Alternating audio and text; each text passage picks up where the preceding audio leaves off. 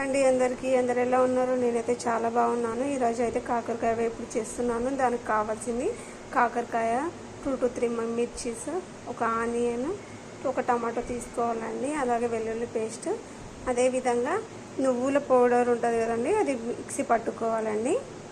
Process అనేది start చేస్తున్నాను. ముందుగా బౌల్ పెట్టుకొని దాంట్లో ఆయిల్ వేసుకోవాలండి.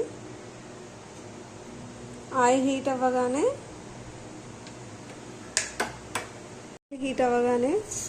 ఆవాలు వేసుకోవాలండి. కొన్ని కాస్త జీలకర్ర, వెల్లుల్లి పేస్ట్ అండి, చీలు, ఆనియన్స్ వేసుకోండి, కరివేపాకు,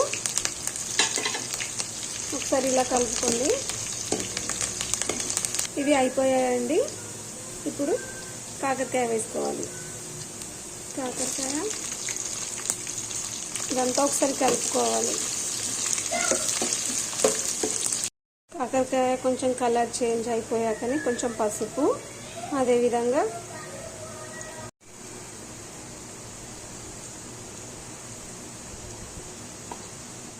కొత్తిమీర పౌడర్,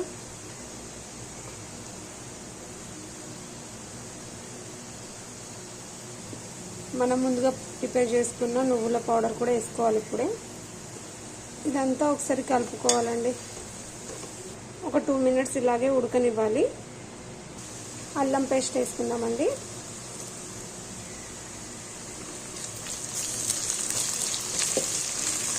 టమాటోస్ వేసుకోవాలండి. అదేవిధంగా సాల్ట్ వేసుకోవాలి.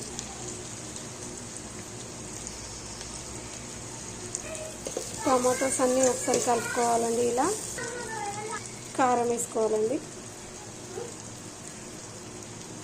కాకరకాయ కర్రీ రెడీ అయిపోయిందండి.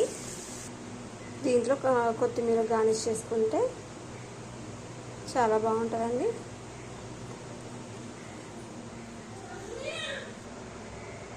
థ్యాంక్ యూ అండి. Thank you for watching. మరిన్ని వీడియోల కోసం మా ఛానల్ని సబ్స్క్రైబ్ చేసుకోండి. Thank you.